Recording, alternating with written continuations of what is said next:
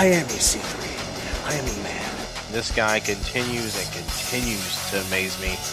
I'm the greatest wrestler in the world. I'm pretty sure Ishii is held together by cement. I wasn't supposed to win championships and get to the top of every company I've ever walked into, but I have. This has to be one of the greatest matches I've ever watched in my life. Because the Bullet Club, we rule the world. What do you want? I just want to congratulate you on finally being added back into the mix of the Intercontinental title. I don't think you mean that. Do you have a question, or are you just coming here to congratulate me? Well, I just want to know maybe what your game plan was now. Did you plan that? Now that you've been added back into the mix for the Intercontinental title picture at Extreme Rules, going up against the likes of Sami Zayn, Cesaro, and The Miz, what's going to be your game plan to go in and get back the Intercontinental Championship? First thing I'm going to do is go talk to the Dudley Boys about their pyro, because it's a little loud. Thank you. You appreciate my endeavors? Good. I'm not doing it for you, though. I'm doing it for me. And then I'm going to go on to Extreme Rules and show Sami Zayn, The Miz, and Cesaro that I don't need weapons or tables or chairs to get extreme, which is also, by the way, something the Dudley Boys have been saying for about 10 years, even though it's not really relevant anymore. Something else I need to talk to them about. But the bottom line is I'm going to take back my Intercontinental Championship, and then I'm going to go on Instagram and write a mean comment about your stupid dog.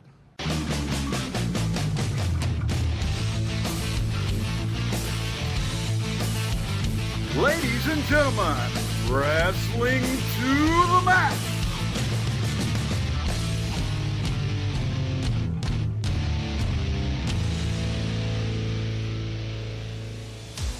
And your hosts, Gary Vaughn, Sean Garmer, and Paul Deezer.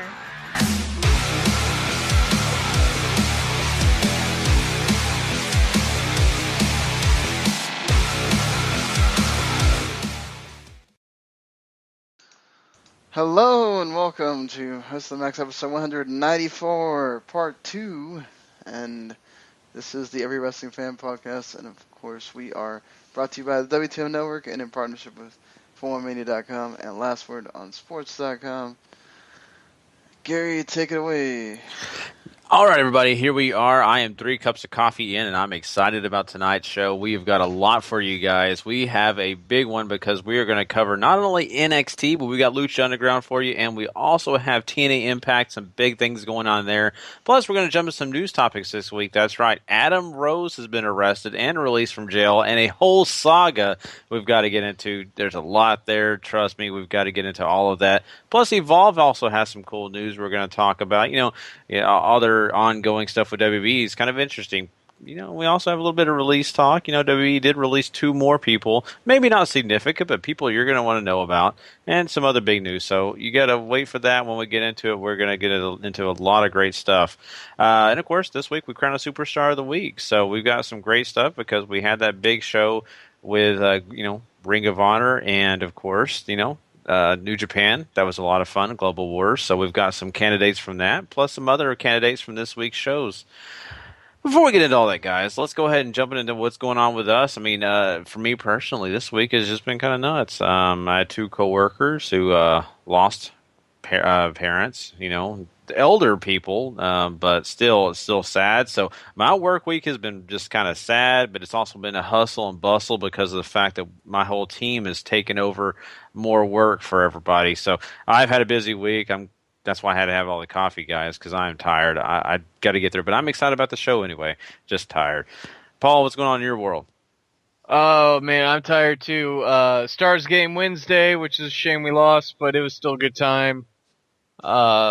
Monday was bowling, of course, in the show, and then I didn't sleep very well either. So and work on top of everything. So I'm beat like a redheaded stepchild, guys. Oh man, yeah, it's tough.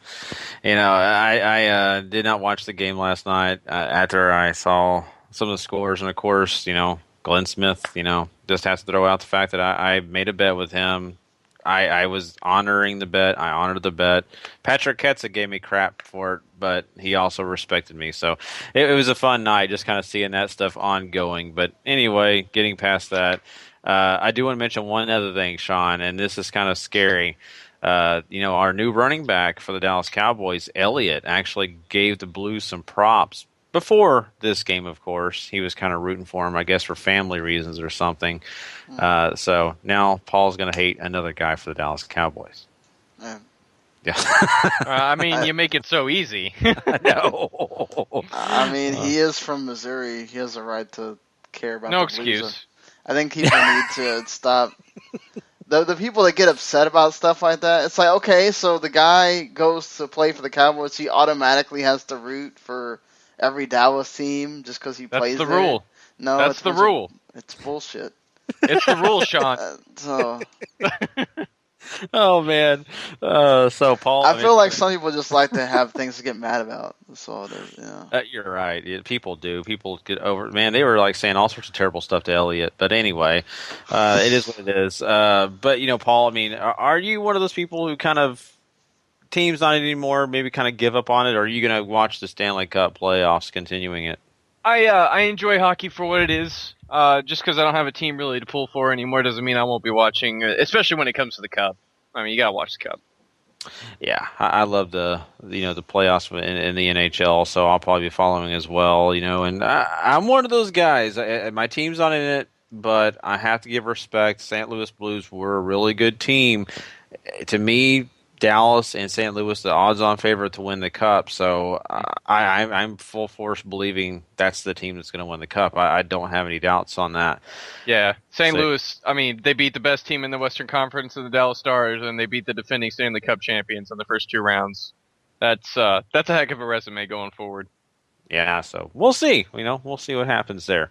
But man, Sean, I mean, things have been kind of crazy. Lots of different things. But I just want to mention really quick, and I'm going to let you make the announcement. We're of course the W2M Network, and we know we have a lot of great. I don't think we want to talk about that yet. Okay, so okay, then we won't talk about that. But we'll say this: the W2M Network has some great stuff coming your way, people. And I mean, Sean, we have all the other shows going on, and it's doing very well. And I'm excited about the fact that we are progressing with the W2M Network, and people have a whole list of shows they can go check out. So I mean, that's the positive thing, right, on this. Yeah, that's a positive thing. I've tried to, other than I know one that's coming, it's not as easy as people think sometimes to just. I'm not going to be like some people I know that let's go grab anybody has a podcast, because that's not how that works. You want to make sure that it's people you can trust, that they're going to give you content, and then that they're also not, because we're getting into a certain point now where like we can't have everybody doing the same thing. If we have 6 shows that all do what we do, whether it's in a shorter form or longer form or whatever, it defeats the purpose, So I'm going to put this out there, anybody that's listening. If you have a podcast that wants to center around one thing, whether it's a Japanese promotion or you want to just talk about Lucha Underground for an hour or, whatever, those are a lot more welcome than having 10 podcasts that all talk about Raw or, whatever, because there's a zillion of those out there. And even if if you can do it maybe in a funny way or something that makes it different than everything else out there, then it's cool. But if you're doing the same thing, that's a lot of it's taking up time, and it's taking up time of everybody else that may not listen to it. Just saying. No, I appreciate you saying that. And there's 2 shows I would love to see come to the network. One of them is a SmackDown show. I wish somebody, maybe an hour, took the time to sit down, talk SmackDown, kind of break things down. Because we don't ever have the opportunity on this show, but, just a brief time. You do the 30, seconds of it, really, because the show could be a lot longer. We could talk a lot more and more of it, but you usually take about, a few minutes to talk about it compared to what other people could actually do. But the other one is I would love to hear someone get on here and do a full force soccer podcast, Yeah. I mean, that's the thing too, guys. Like if you're doing a sports podcast, I'm welcome to having another video game podcast. Doesn't have to just be the one that I do with Mark, and as long as it's not something that infringes on what Randy does, that's not a problem either. Even if it's something outside of those three realms that we kind of cover here. What would be really awesome is I've heard people talk about it, and there's people asked us to do one, and I'm like, look, man, I'm not going to start pretending that I know anything about it. Especially with this big deal about the MMA and UFC being up for sale this week and all this stuff.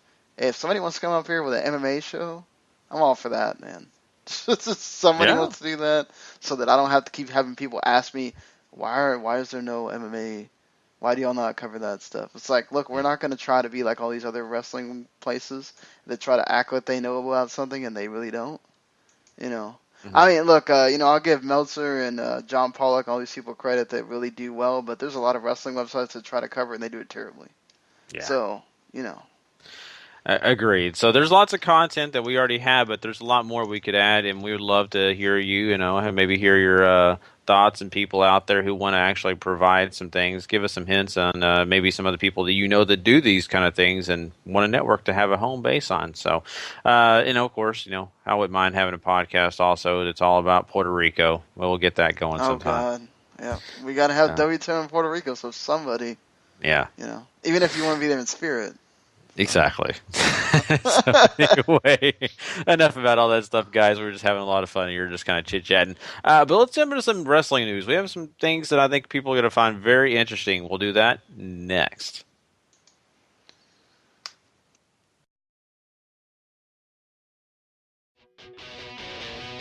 It's time for wrestling news. Quick hits. Guys. Well, let's get into this. Let's kind of talk about some of the things going on this week. And, of course, we have the big Cruiserweight Classic coming your way this summer. And I know a lot of people are excited about it. I'm pretty excited about it myself, just because we're going to get a lot of independent wrestlers that we never get a chance to see be a part of this. And it's going to also, be something where I think it's going to also maybe be a situation where we're going to see some future superstars come out of it. But Evolve is actually going to do another one prefacing this Cruiserweight Classic, and it's actually going to be Cruiserweight Classic Flashpoint. And this is going to be in June, and you guys will get a chance to see some of these superstars, kind of like the qualifiers you've seen already. And, of course, Evolve is also kind of partnering with Progress Wrestling as well. So, talking about that, guys, this is something that's really positive. I'm looking forward to it. But, Paul, to me, this is a good situation for Evolve. Not only are they getting some tag team work with WB, they're also working with other programs like Progress. I know Revolution Pro is also a part of this, I believe, right? I don't know if Rev Pro is in the deal to work with Evolve and Progress and all that, but a lot of the same guys a lot of the English guys, I should say, that are competing from England work for Progress, as well as Rev Pro. So it's a kind of give and take there. And I imagine the guys from Progress are coming in to work the Flashpoint show too. So you'll see Zack Sabre Jr. in there, and you'll see some of these other guys that have been working with Evolve recently too. Like Zack Sabre Jr.'s been there for a little while now, but it's certainly an interesting prospect, and maybe like just a small little preview of how the Cruiserweight Classic's going to work. I can't imagine this is going to be some big giant thing, but it'll certainly probably be the crux of Evolve 63 for sure. What do you think, Sean? This is, to me, a really solid, situation, and they're going to have some pretty good names on this list. Yeah, it's cool. Obviously, it's the ones from Evolve that we know have already qualified, and then they're going to bring back Lindsay Dorado, so that's cool.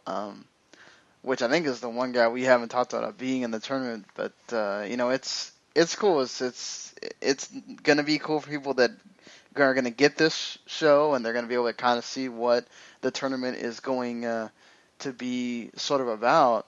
That being said, though, because NXT now has a new writer, Joe Bellicastro, who actually tried at one point to get a job with WWE, I think, after he got out of college in 2008.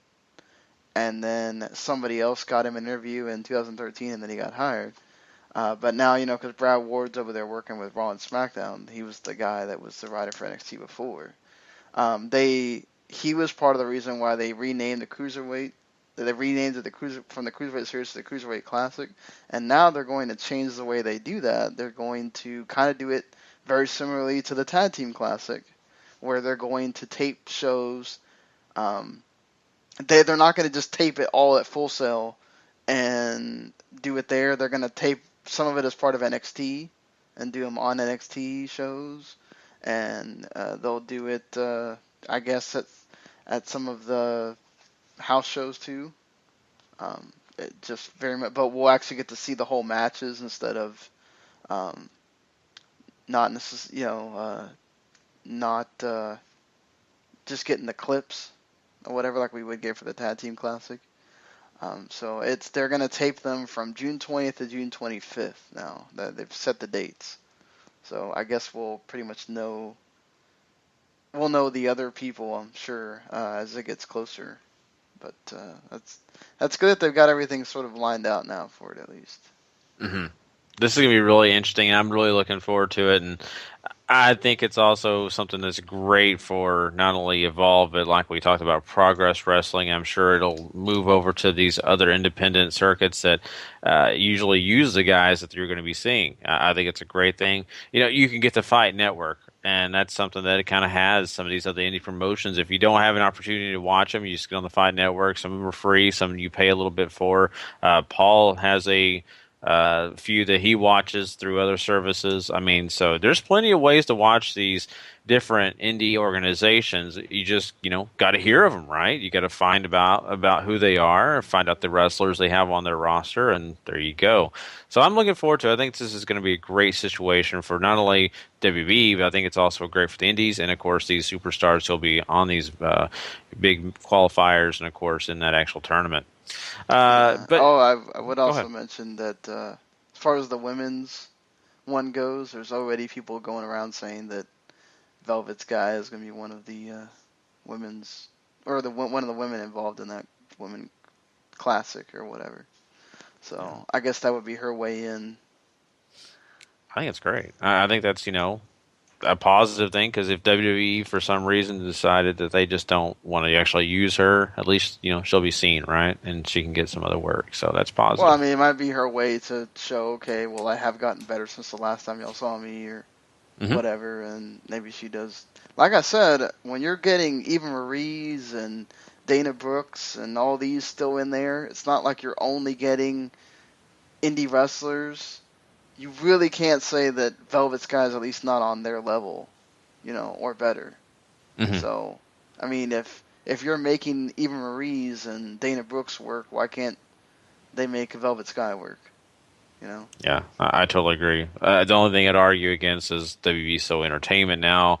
It's all about the looks, right? And she's an older, not that she don't look great, but she's older, and they're trying to stay in a situation where they're getting younger, not older. So that may be the only thing she's going to have a problem with.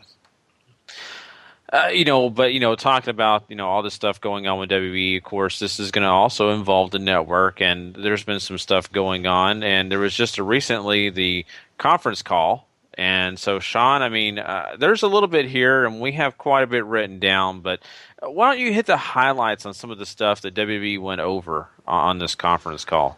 Well, I mean, there was really not a whole lot of news out of the conference call other than, everything's kind of the same. They're not losing any money, but everybody's basically looking forward to the next quarter when WrestleMania will be included, and let's see what the network subscriptions are there. Because this is pretty much like the network subscribers that we got the day after WrestleMania. This is like 5 days after, so you don't get a lot of change there. I don't think they even listed a number. What they did note, and this is something that I've talked about, I think in the Video Games podcast, and we've talked about in other places, that there are a lot of companies now that instead of just outlining everything, they're going to not going to tell you things that are not going to make them look good in these business deal things. Very much like, right now Microsoft does not tell you how many Xbox Ones are being sold, they tell you how many people are playing on Xbox Live. Why? Because if they tell you that they're only selling 20 million Xbox Ones when Sony is doubling them right now on PS4s, they're going to look like crap, right? So, same thing, WWE is not going to go around telling you how many pay-per-view buys these pay-per-views have anymore. So we're not going to get the lists of pay-per-view numbers anymore like we used to, because it doesn't matter to them, because the pay-per-view numbers are not big, even though we did get a nice view of things that changed from last year. Apparently somebody asked George Barrios the number for WrestleMania buys on pay-per-view, and they said it was between somewhere from 900,000 to 1.2 million buys. That's a lot of money. Wow. People are still doing that. Worldwide. Now, this is worldwide. It's not U.S. Okay. But that number was not near that number last year. So something happened to make people all of a sudden go, okay, I'm going to buy it on pay-per-view again this year, knowing it's $70. So that's a little crazy. We'll find out more, I guess, in June when they do that. But that was the number that was thrown out there by him. We'll have to find out if that's actually where they put it out. But that's pretty crazy considering. So everybody kept being down about, all this stuff about this card was crappy and everything. And there you go, another sign that apparently people were very locked in to making sure they got this show. Like they're not going to give you, which is weird because the WWE shop numbers have been doing really well. They're not going to give you WWE shop numbers anymore either.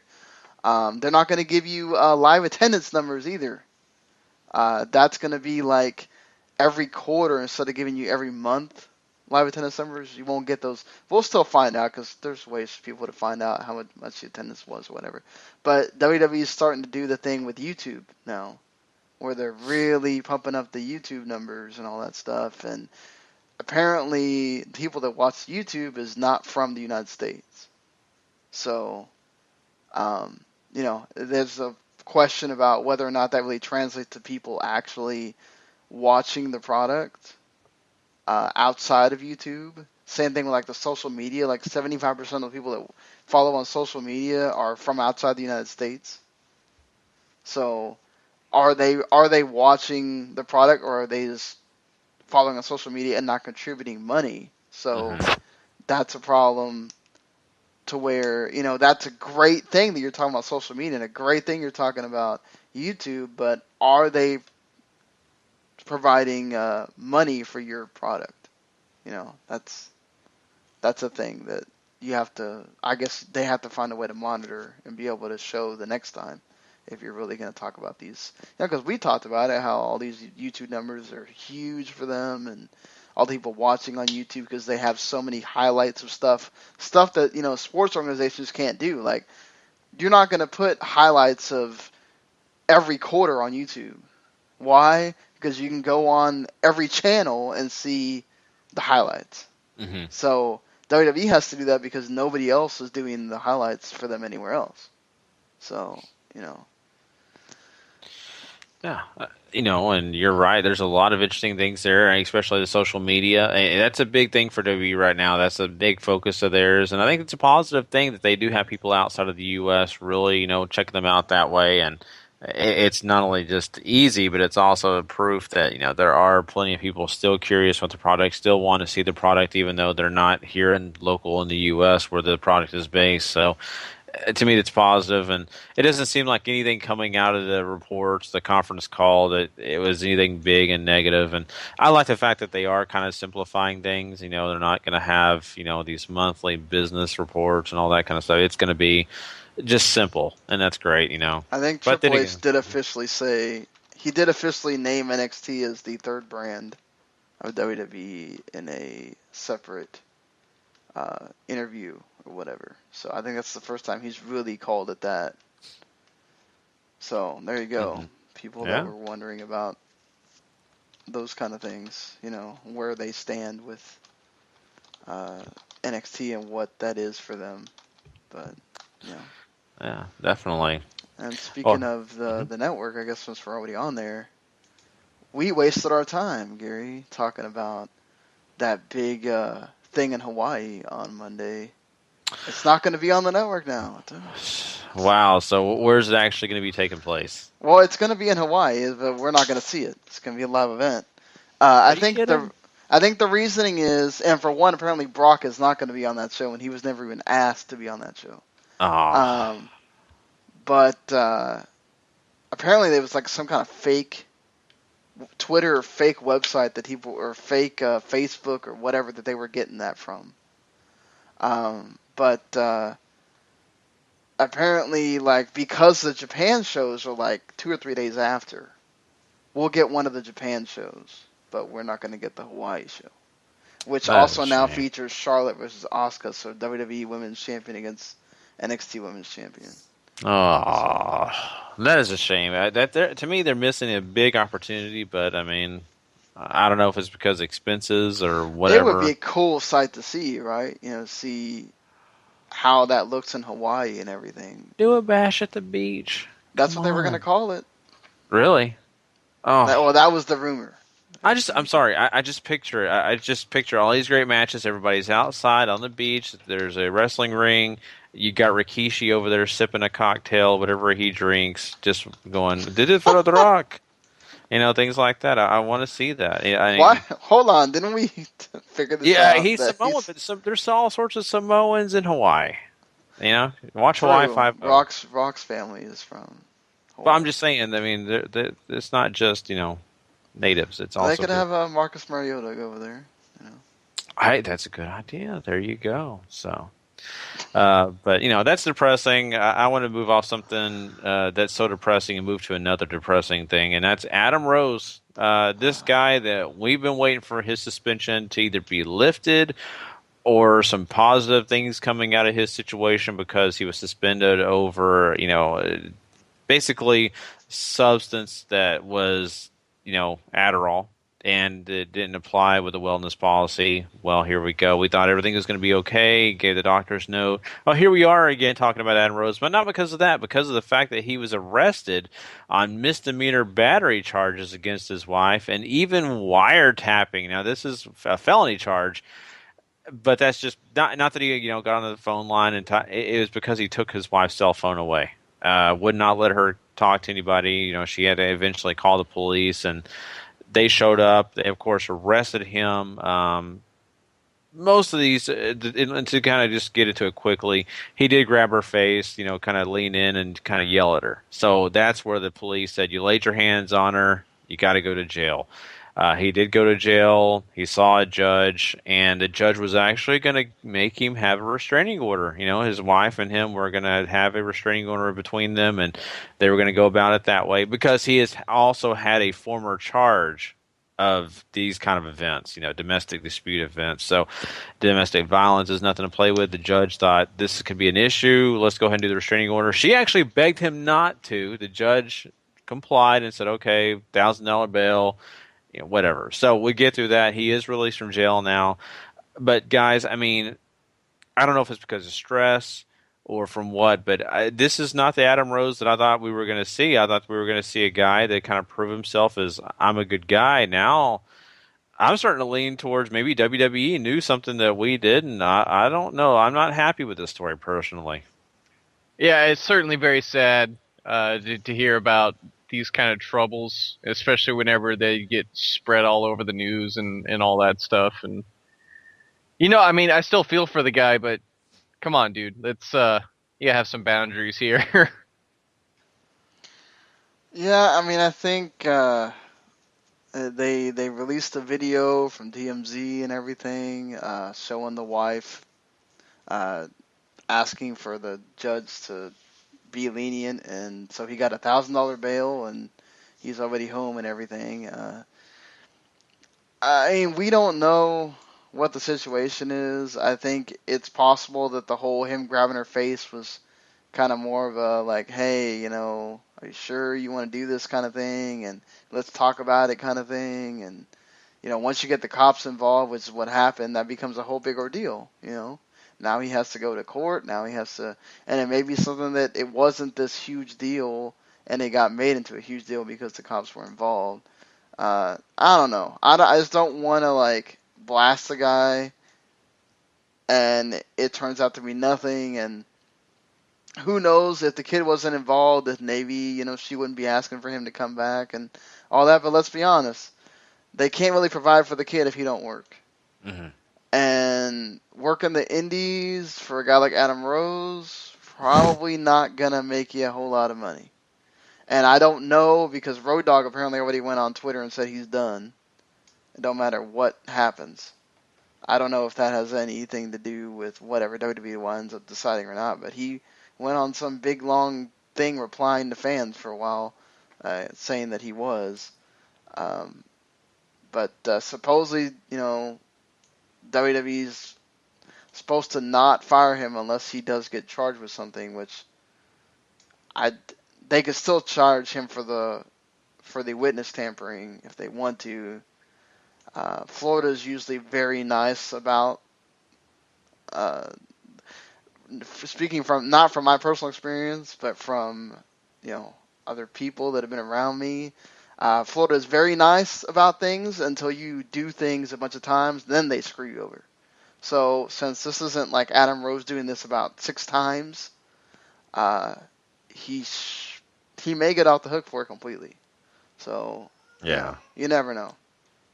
And thank you for clarifying it was witness tampering. I saw this on our sheet here, and it said wiretapping, and I was like, what? Is that actually correct on that? Or is that... I know witness tampering was part of this, but I was unsure about the wiretapping part. That was kind of odd to me. Yeah, I mean, he did mess with stuff, like you said. I think that's kind of funny with the law. Like, I'm sure that's what it is. It's just weird that would be... when I think of wiretapping, I think of other... things. Oh no, you're right. When you think of wiretapping, you're thinking of somebody like putting a tap in someone's phone or whatever. It's like, I'm sure there have been crazy ass boyfriends that have done that in the past. So that's not out of the realm of possibility, I guess. But whatever. This whole situation is definitely sad because of the fact that he does have a special needs child, and he has to provide for this child. He has to make sure that this kid has all the proper care, and with this being what it is, this pretty much will, I'm almost positive, end his run with WWE. I don't know what he's going to do. I don't know if any of these other companies are interested at all with him. I don't even know where he fits in any of the major promotions. Maybe the indies, but the major promotions, I just don't see him fitting in an ROH or New Japan.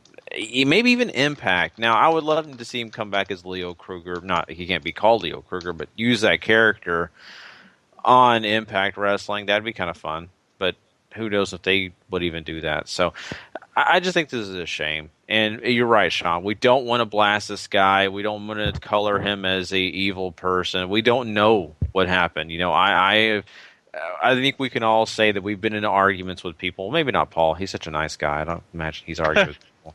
But I know, Sean, me and you both, we have gotten heated arguments with people, and when it's your spouse, it's different because you care so much, and you will do anything to keep them in the room to talk about things. And I've never physically done anything to my wife, grabbed her face or anything like that, but I have, having to talk with her, and she wants to leave. She wants to blow off steam. She does not want to be in the same room and argue. I'm the opposite. I want to argue with you. I want to sit there and talk this out. Right. That's where we conflict. So I block the entryway usually when she tries to walk off. That's so maybe he's like that. Maybe this is a situation where Adam Rose felt like he had to put his hands on her. I don't agree with that, but I think that's what he was doing. Maybe this is all passion. That's what his lawyer said. This is a passionate crime. It was nothing to do with him being physical to injure her. So I want to clarify that. We're not blasting this guy, but there is a previous incident from March, but we don't know anything about that, so we don't know what that stems from either. I'm kind of similar to you. I used to be that way, actually. Like your wife, I would actually go get in my car and drive off and then come back and let myself do it. And then I realized that it really didn't do anything. I wouldn't solve anything. It would just she would have gone to bed by then or whatever, and nothing gets resolved. And then when you try to talk about it later, it's always awkward. So I'm kind of like you now, where I want to get it all over with. Okay, let's deal with it right this second, and get the yelling and screaming out of the way. And if I got to go to a separate room or something, that's different. But at least like not where I leave anymore, because it doesn't really resolve anything. And so I can kind of understand his deal, like that in that way. And I have been involved in that situation. Sort of, I actually had to talk to the police to keep two family members from going to jail after they had both hit each other. And I just was like, look, this is a family thing. They got into it. There's no need to frickin' send them to jail over it. It was like, brother, and it was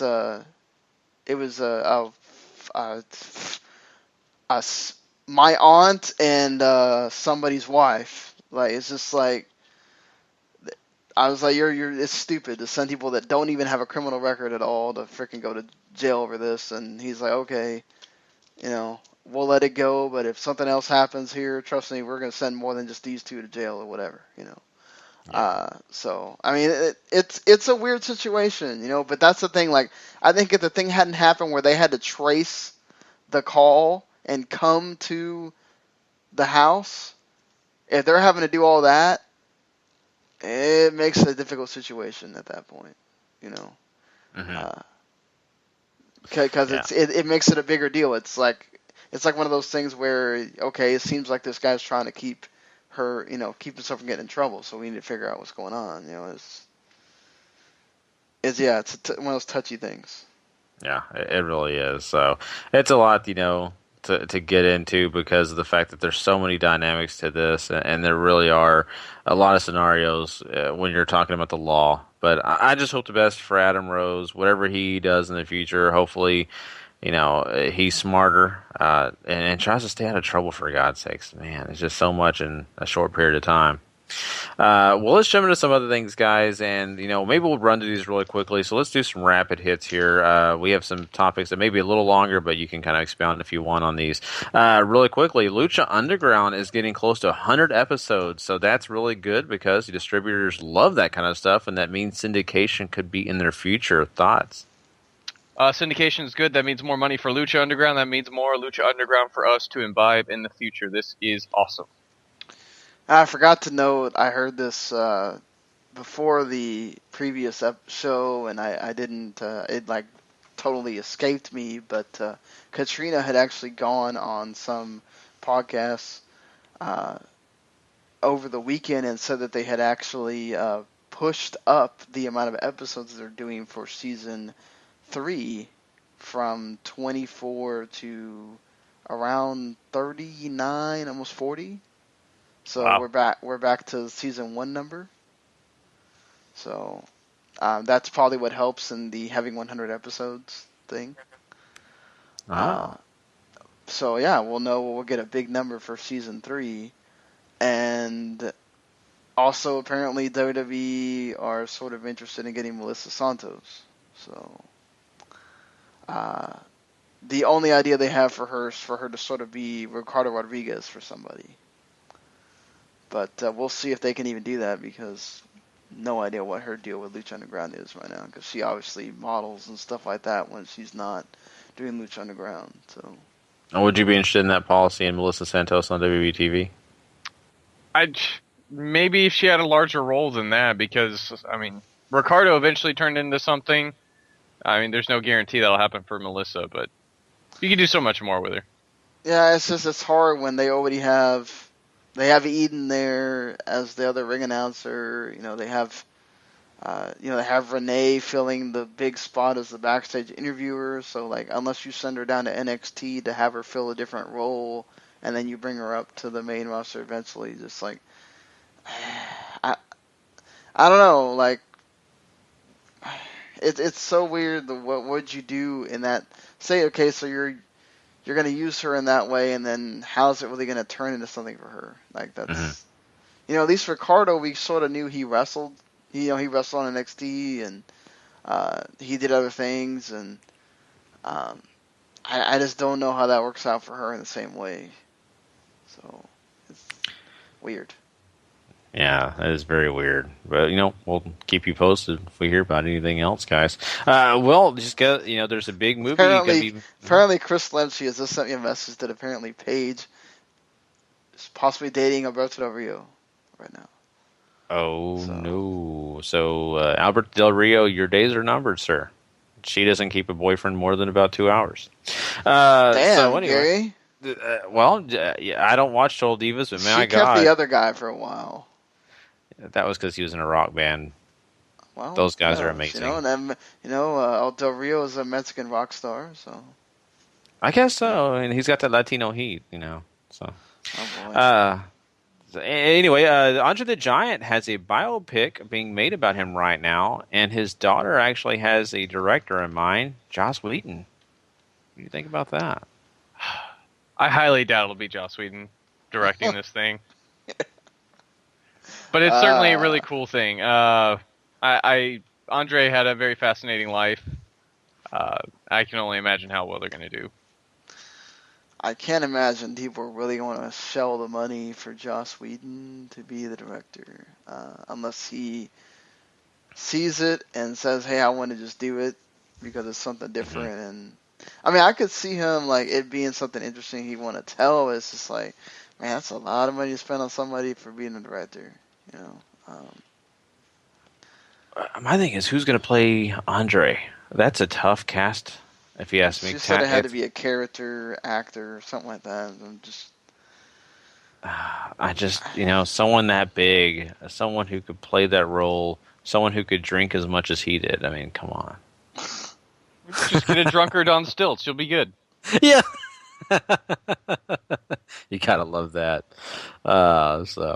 Anyway, also, if you like Andre and you want to hear more stories, you need to go check out that Table for Three that they just recently did. They talked about Andre on that one. Which one was that? That was with Pat Patterson. That was a good one. Well, let's go ahead and talk about the fact that the Young Bucks were a big part of this whole situation when it comes to adding new members to the Bullet Club. They actually pushed for Adam Cole, who did join the Bullet Club, but Gato actually had his own decision on who he wanted. He wanted Adam Page. Well, guess what? Compromise was made and both of them joined. What do you think? I'm fine with both. I think Adam Page has a lot of upside. Adam Cole obviously is the man in Ring of Honor right now outside of Jay Lethal, so kudos on both additions. I'm interested to see where this goes. Sean, you made the point before we got on the air about the fact that WB was interested in Adam Cole, and this may be a situation where, hey, they're trying to keep him around with Ring of Honor New Japan. Well, I mean, he's still around. His contract's not up until next year around this time. So it might be one of those WrestleMania weekend kind of things that we find out something about Adam Cole, if at all. But again, this is another thing. Like, they're trying to do whatever they can to make sure that, okay, look, Adam Cole, we're taking you to Japan. We're putting you in these great matches, and you're getting more notoriety. We're putting you in the Bullet Club so that you're in the biggest angle on our show. Like, please don't leave. You're doing great stuff right now. As far as Moose and Roderick Strong go, I guess we'll have to find out. But actually, Moose might have to turn down some money to go with WWE once, because I imagine like WWE's not going to offer him a huge deal where, like, as somebody like TNA might offer him more money. So, I mean, that would be great for TNA to get him. But, it's one of those things. He's going to have to decide what he wants, whether it's money or just going to the hot place, which is NXT right now. And Roderick Strong's one of those interesting things, I guess. Because apparently, New Japan used him for that one thing, but because they also sort of consider him in the junior weight type, he's not 220 pounds or whatever. I think they're kind of been hesitant about using him or whatever, but his deal's up pretty soon, so who knows where he would go. AAA has their Lucha World Cup coming up, and it actually may not take place because of the fact that Kurt Bauer is actually leaving AAA. The show will take place, just not on pay-per-view. It might be an iPay-per-view. But it's kind of a blow for AAA. Obviously, a lot of these guys are going to be familiar to some of us here in the States, as they're bringing in a bunch of different teams from all over the world. So it's kind of a blow for them. Yeah. I mean, it sucks because, you always wanted them to come back on pay-per-view after that disaster that was Triple Mania. I think iPay-per-view wouldn't be too bad. I think just having a way for you to see it would be cool because this thing is always a fun. I watched some of the stuff from last year and it was a fun watch. I think you have 2 Lucha Underground teams in there. You have teams from all over the world like Noah and 01 just named their teams, and you got Marufuji Ishimori and Maybach Taniguchi in the Noah team. I mean that should be fun to watch. I mean the 01 team, I'm wondering about just making sure Akibono doesn't die or something during the match, but that dude's had tons of problems this year, but. It's just one of those. It sucks, the same thing like they apparently made Conan so mad he made a Spanish YouTube show for himself just so he can blast AAA. I mean, that's one of the founding fathers of that company, and it's like how much disarray they're in.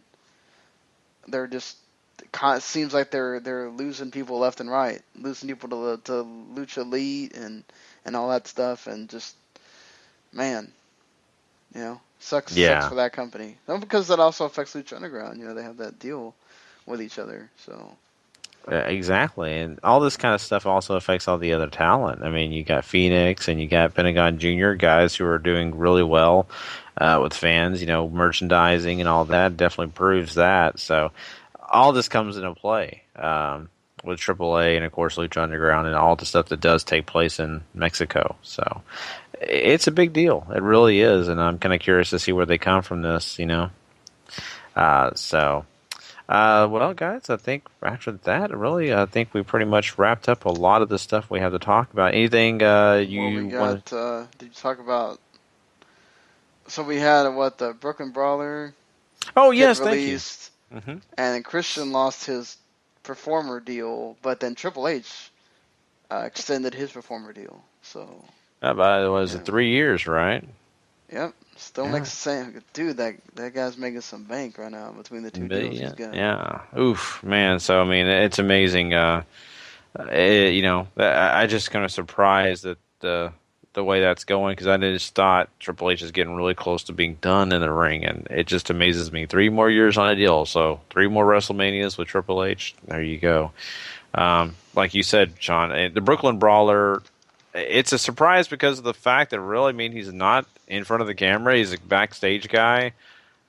I don't know. Some of these choices when it comes to that, like the producer they let go not long ago, the guy that threw the beer to Stone Cold, that was a surprise. So I don't know why they're doing these kind of layoffs, but it is what it is.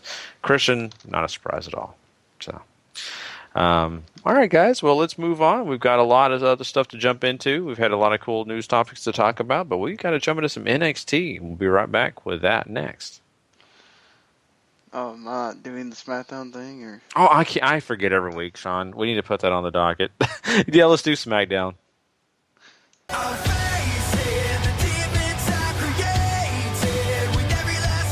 WWE SmackDown. Well, okay, so there wasn't a whole lot, once again, to SmackDown. It's kind of one of these things with SmackDown. But Jericho beat up Ambrose to start up the show, and then put him in a straitjacket. Don't know. I swear this has happened before, and they wound up not making it a straitjacket match, and it made everybody think there was going to be a straitjacket match, and they decided to go against it. They have been straitjacket matches before in WWE. I think it's like Attitude Era. I swear it's like Stone Cold and Big Show had a straitjacket match or something. I think 2001 there might have been one. I don't remember. I know the one, obviously the one in TNA with Anderson and Sam Shaw. But what do you guys think? Like, would you find that interesting? obviously going off the Ambrose being lunatic and all that stuff, and Jericho was just beating him up constantly, being like, "Oh, you want to get crazy, Ambrose? We get crazy? All right, well, get crazy in this jacket and stuff." It's, really good stuff by Jericho. But would you be down for a straight jacket match? Not really. I'd be down for them having a brawl in an abandoned insane asylum. That'd be cool. Oh man, don't you miss the days where they went to other places and had matches? Yeah. Yeah. Like, they can go to the Mississippi River again. That'd be great. Right, Gary? Gary? Oh boy. I guess Gary went on mute. So we had a Rusev once again. He beats Sin Cara this time, but it's a distraction again. Like, why? Oh boy. Why can't he just whoop Sin Cara without there being some kind of distraction? We have no idea what we're doing with this feud. Whee! How does this make Rusev look good at all? I don't know. And not only that, like, Kalisto's terrible on commentary. Can we stop putting him on commentary? Like, the dude is basically like cheerleading Sin Cara the whole time. Like, yeah, dude. Okay, that's good. Like, oh, keep hitting him, man. And then he starts saying stuff in Spanish. Like, oh, you carnal. Just keep hitting him. Like, really? Like, this is your guy on commentary. Don't put him on commentary. Can you not just have him sit in a chair and not talk? Like, oh my god, much better.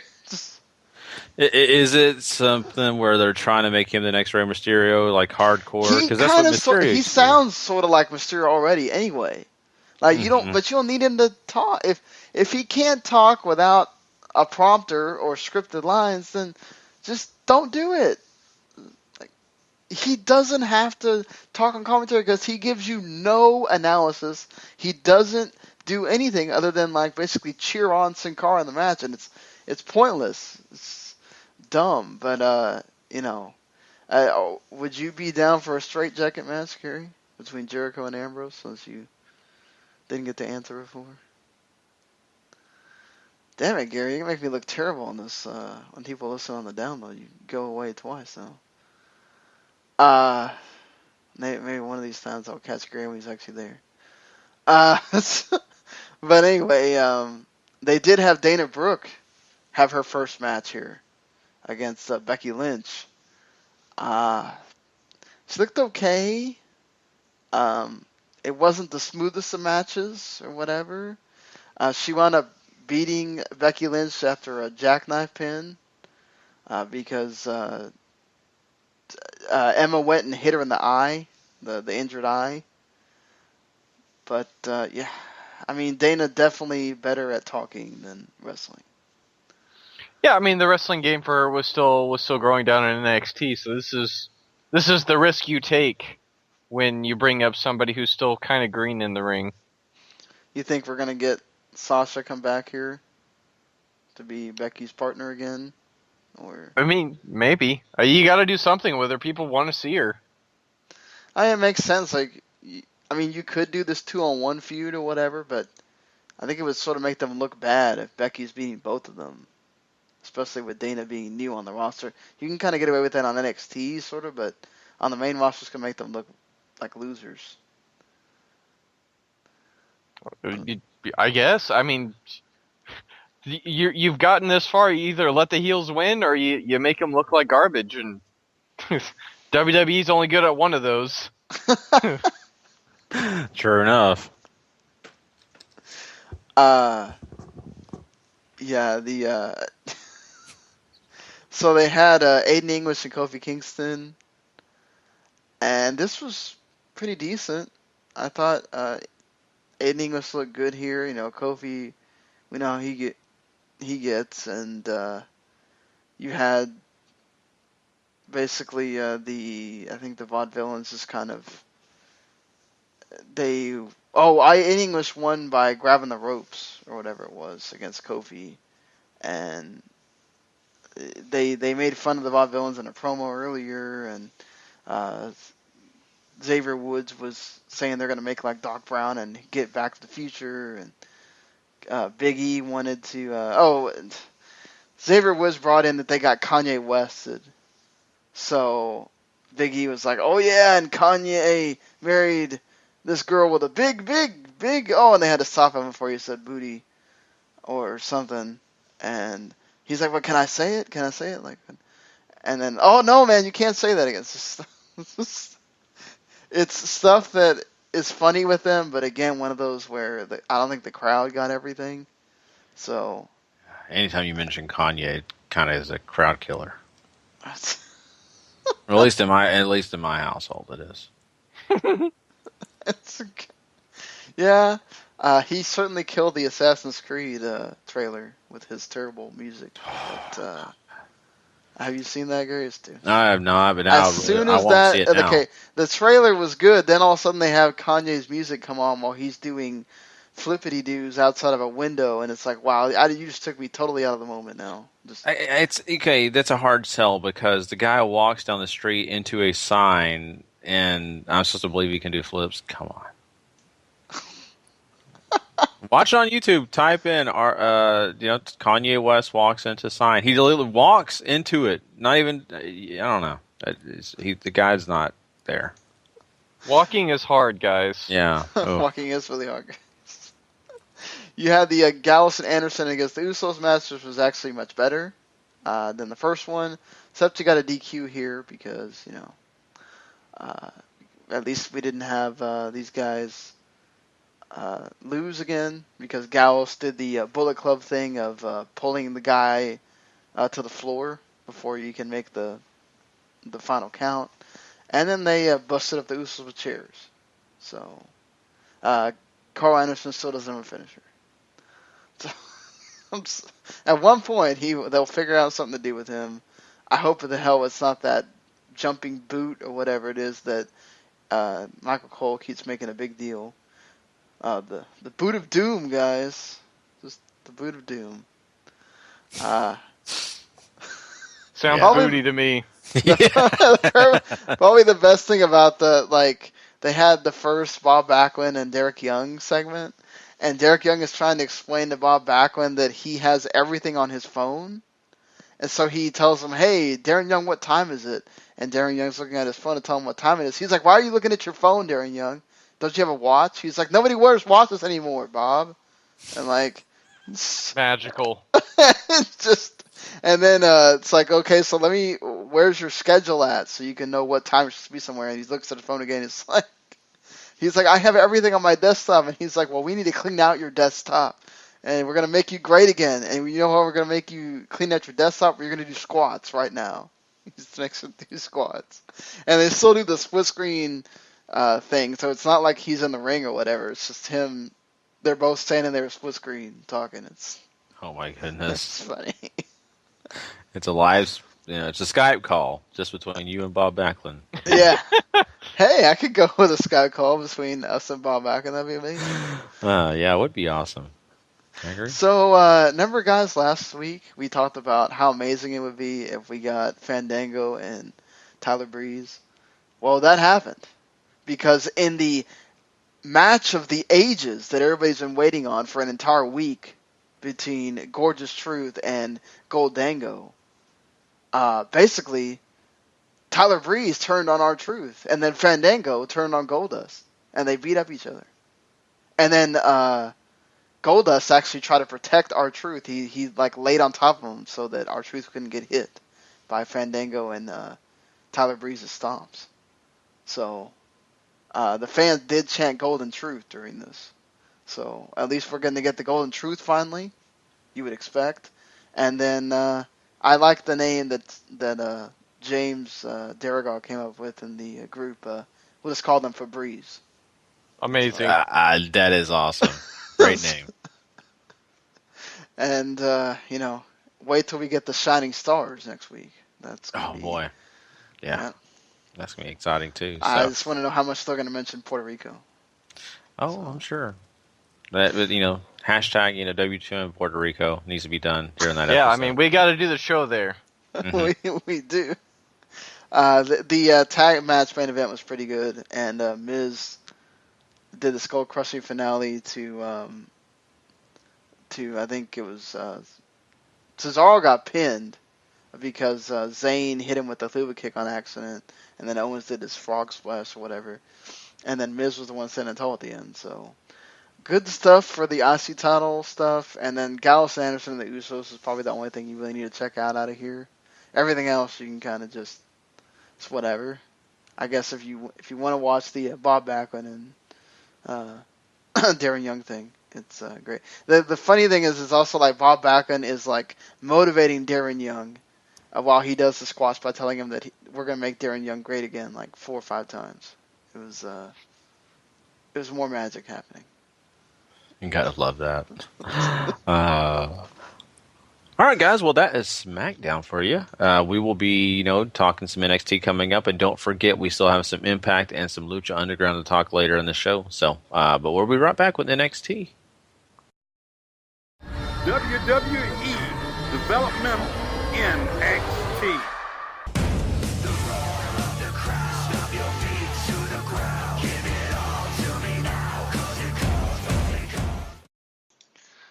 All right.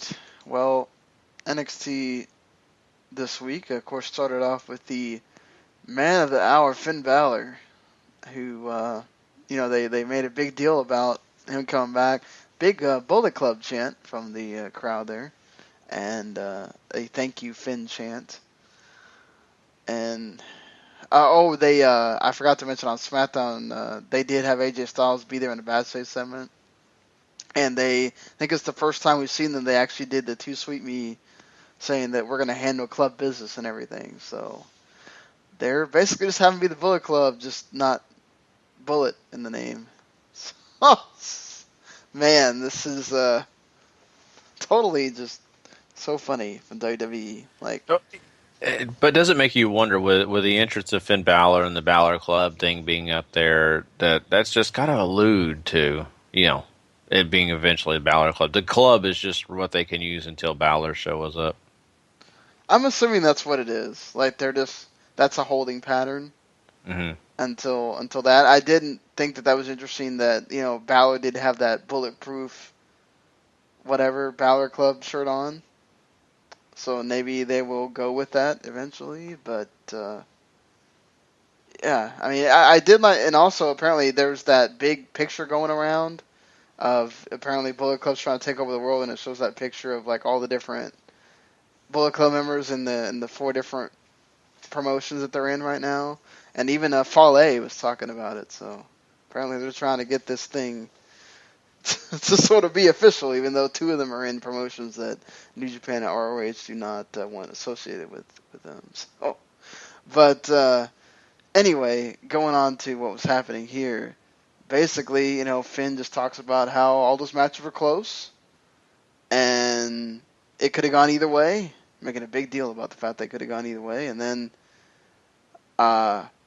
then Elias Sampson comes out to troll everyone and troll Finn Balor with his guitar and his song. And Finn not happy about it. And he throws the guitar at Samson so that, he doesn't break his guitar.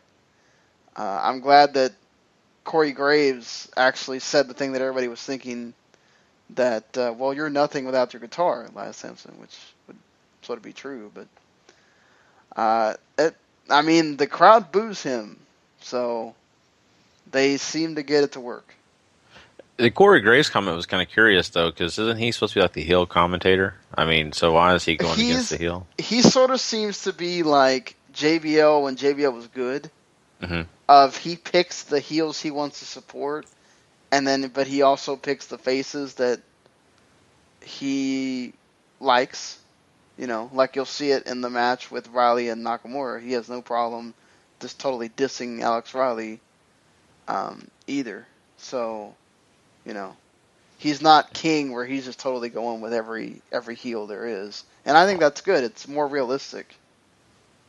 Yeah, I agree. And in this situation, I wouldn't say anything bad about Finn, even if I was the heel commentator, just because of the fact that I'd want him to invite me to come over and play Legos.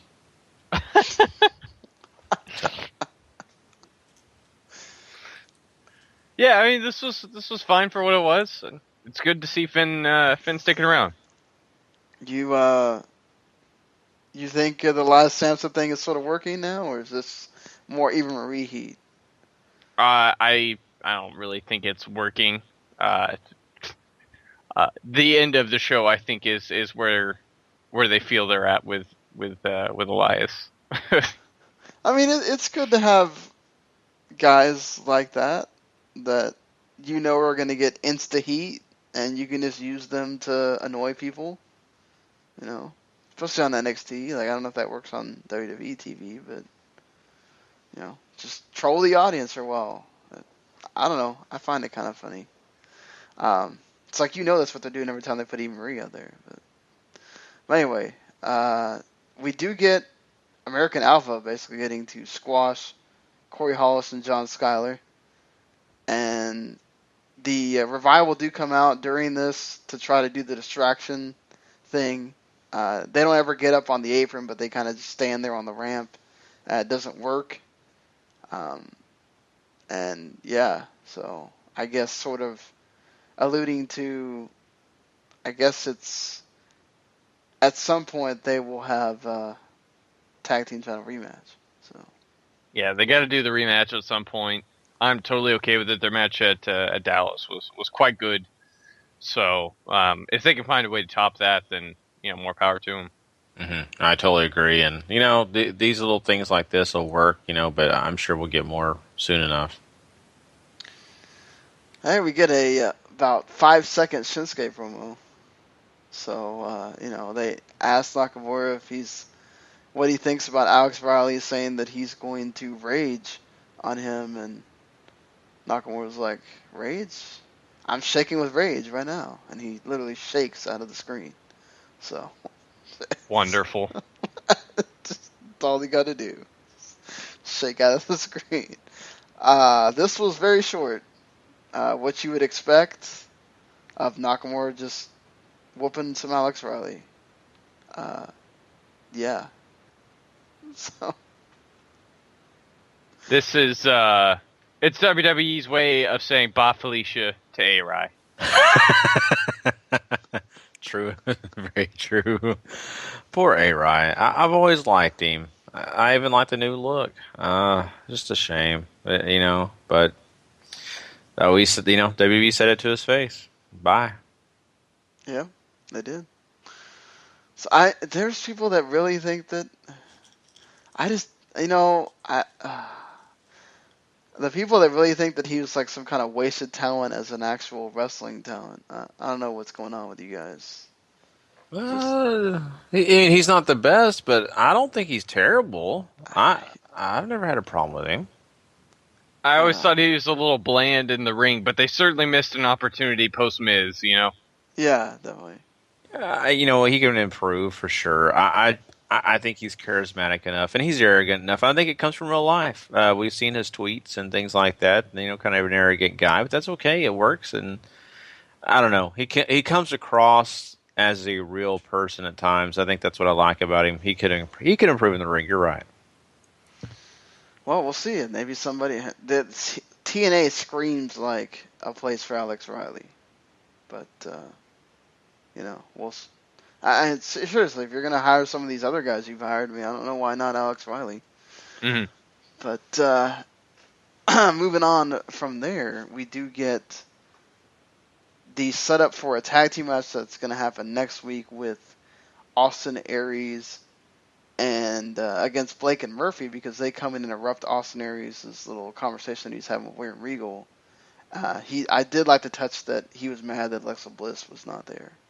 To make it more tolerable, so I think we all are upset about throwing that. in the Aries being a little bit of a ladies' man, that's good, showing something for his character. I like the fact that they did this the way they did this. I don't know if I want to say it because it's gonna break some people's hearts, but there's a reason why we have not heard anything about Bobby Roode yet.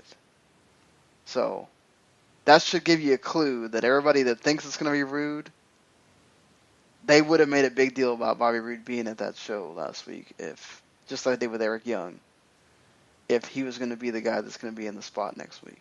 But isn't he? There were some rumors that WWE had to delete a post about him being in London.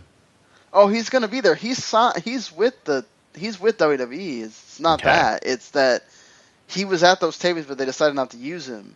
Okay, I just making sure. I think they're waiting. I think it might be that idea of, even though they do have Finn already sucked into the thing with Balor, I think they wanted to hold off on him. Like, you have another set of tapings before you get to the takeover. Why blow your load all in one? You can bring him in the next set of tapings and debut him then. You know. His partner could be EY. Yeah. Oh God. Okay, okay. Let's, for Paul's sake, let's say it's not EY, but maybe they signed somebody else they haven't announced. Maybe Gunner. I'll tell you, it's not. Oh God. Oh, you're just really trolling Paul now. I'll just tell you, it's not EY. So, but anyway, we do get we had Tessa Blanchard last week. We get Rachel Ellering this week. I thought she was okay. Alexa Bliss, again, is not the person that I would be putting in there if I want to really see what the other person's got. But, it is what it is. They're trying to keep, Alexa strong, I guess if you can call it that. And her Sparkle Splash was sort of awkward, I thought. But, yeah. Blissed off is the word that floats around on her Facebook page, which amuses me to no end. She also has a resting bliss face. FYI, too. Honestly, though, I love Alexa Bliss. I think she's another one of those girls with a ton of upside. She's got that gimmick down pretty well, too, so the wrestling will come along. And just to warn people, if you do Google Bliss face, don't be surprised if you see something other than Alexa Bliss. Just to let you know. But yeah, that's going to be something not safe for work. So you're trying to say? Yeah, probably something not safe for work. Okay. Even though I think we should warn people in case they do that. Exactly. Don't do that at work. But trust me, you want to see that. Yeah. Anyway, so. Getting into this, though, I think it's interesting, like you said, Sean, Alexa Bliss being the person that kind of, is the one facing off against the legendary daughters of these legends, right? I don't know. What are they going to... I think they could, honestly, pretty soon here, make either a tag team or a faction, kind of like they did with Randy Orton, right? Remember when they had that whole thing going? Legacy? Yeah. Maybe they could do that, but... I don't know. But Tessa Blanchard, she was very vocal in her match against Bliss. I think that was great. This one just kind of underwhelming because Ellering really didn't have as much charisma. Because, her dad was all about being vocal. So yeah, but, it goes back to sometimes the genetic pool doesn't mean it's going to be screaming the same charisma. Yeah, right about that. I did like, I will say this for Nia Jax. Not a lot of people like her in the ring. There's some people that say she's bad or whatever, but I will say she's good at the promos. She's confident in herself, and she doesn't look like she's sort of walking through. When she talks and she cuts a promo, she does really well.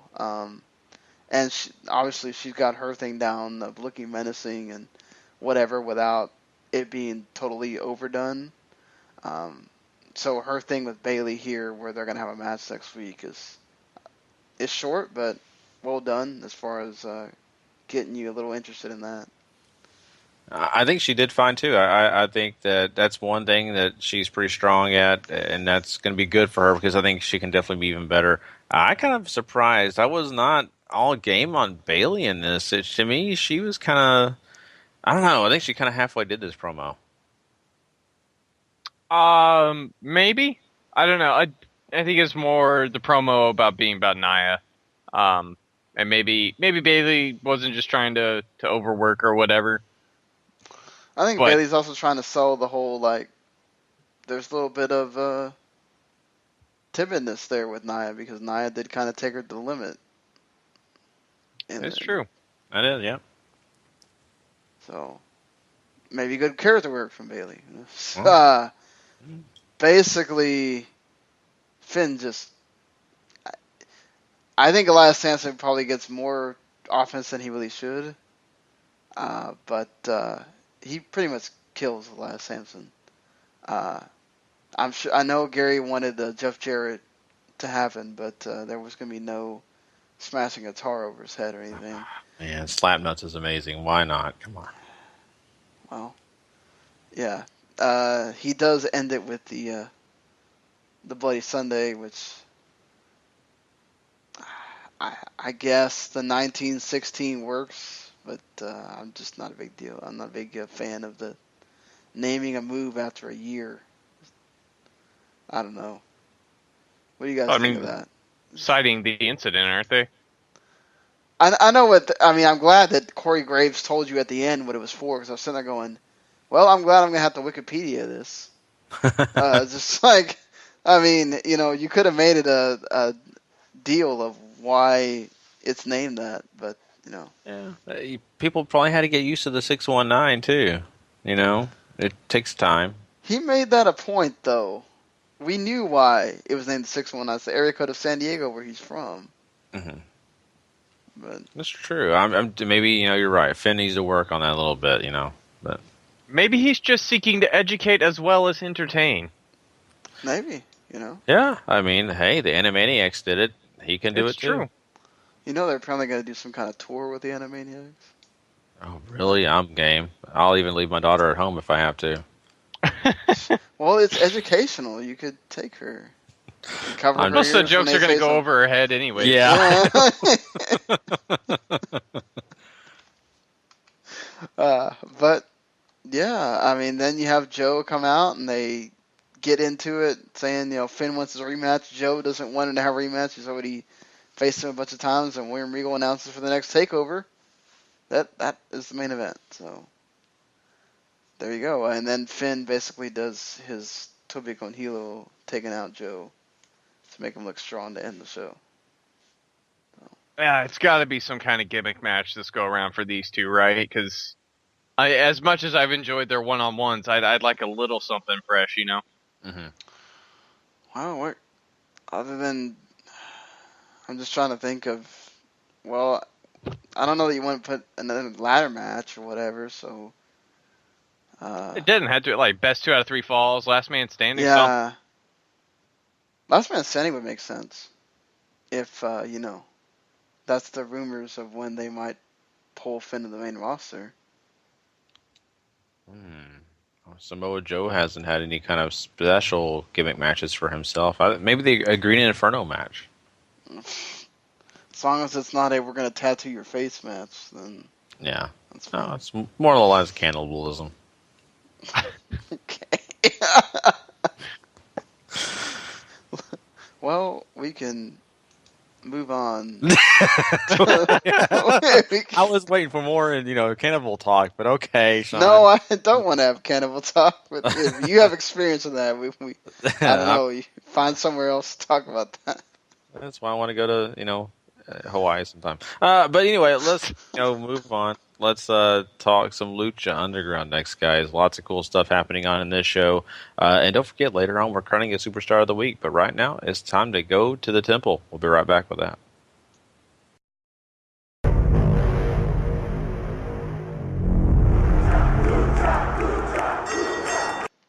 I do want to make it interesting to note that apparently they are trying to do house shows for Lucha Underground, but they want to have sort of like a almost circulus, like traveling set that they can sort of set up and take down when they can find arenas that sort of look like Boyle Heights that they can do these shows in. So, I guess if they find small arenas that they can sort of make look dingy, and then they can put up their set or whatever to make it look at the temple, then We could have house shows in the future for Lucha Underground, maybe. That'd be so awesome. Yeah, I'm totally behind that idea. If they came to town, I would go in a heartbeat. But yeah, I just why would you try to recreate the feel when you can just have a dark room? I mean, it's good enough for me. You just do it in the bathroom. Yeah, why not? Yeah, there you go. Oh boy, that'd be interesting. But I think Paul, I think we know a perfect place. We could do it in the local Dallas area, but University of North Texas has a little coliseum there that's pretty dark and dingy. They can have it there. It's perfect.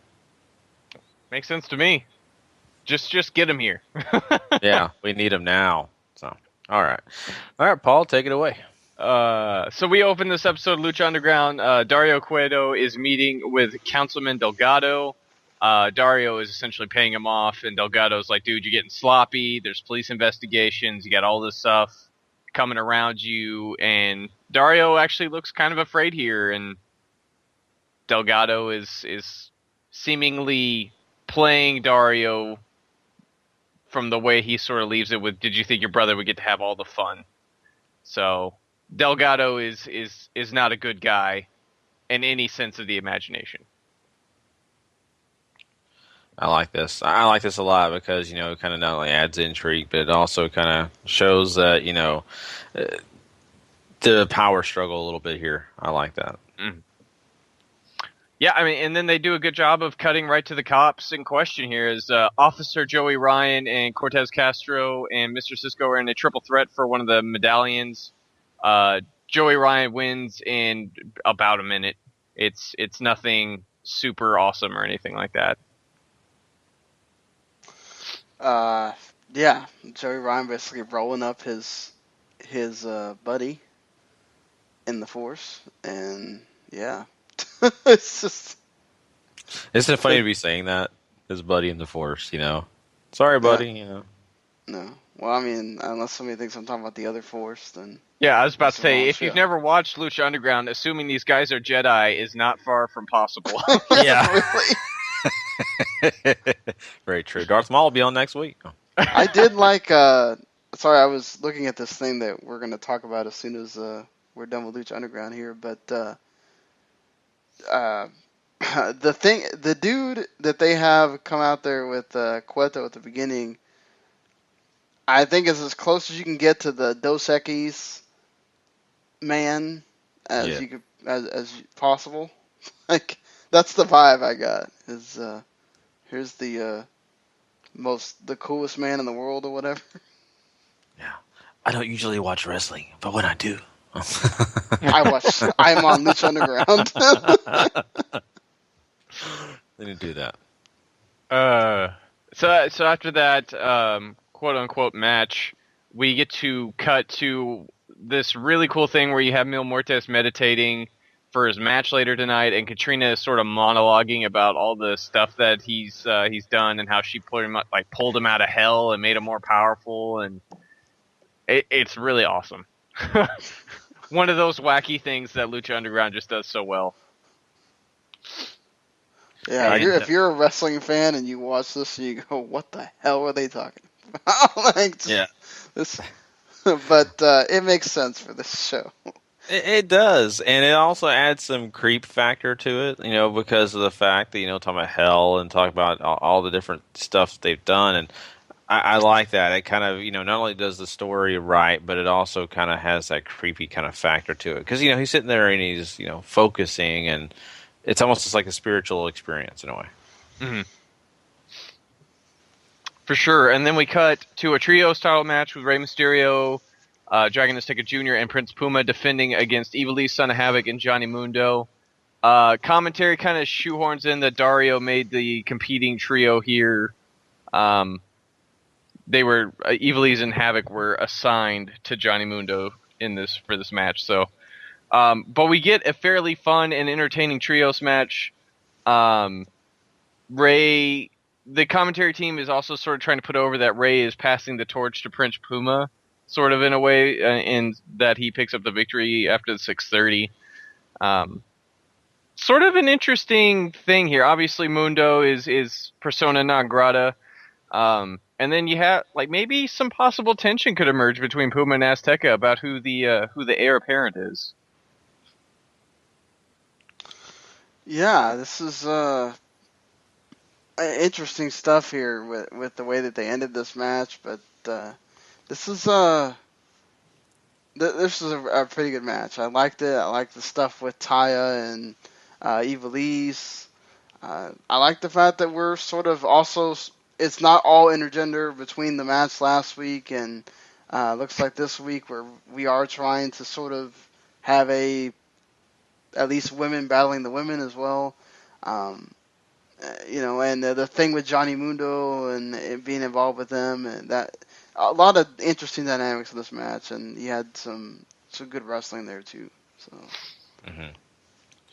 very true. And I also, you said pretty much it all right there, Sean. But I do want to kind of go back to where Azteca and Puma. That would be a situation that you can kind of slow burn it. You can get it going and really, make it strong. So I think that's something I'm pinpointing, and I'm really looking forward to. And I hope that is a major storyline soon. Absolutely. After the match, Taya attacks Ivelisse, lays her out. So there's a feud there. We cut to the Day of the Dead ceremony that we got last year before Grave Consequences, and that leads us into the match. Mil Muertes taking on Matanza Cuerto for the Lucha Underground title in essentially their casket match. Lots of big spots, lots of power moves. These guys beat the bejesus out of each other for probably 15 minutes. I really enjoyed this. It wasn't as good as Phoenix and Muertes.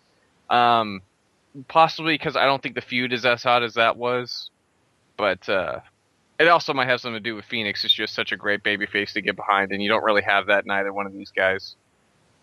Yeah, I felt that too, and that's what I guess that was why I kind of was agreeing with you on this, because I just sat there and said, well, I'm okay with either guy, but I don't have a lot invested in it, or I'm like screaming, oh, I need this guy to win. So I think it all worked out with Matanza and everything, but to me, it was decent. It was fun to watch, but it was not anything I was just like heavily invested in.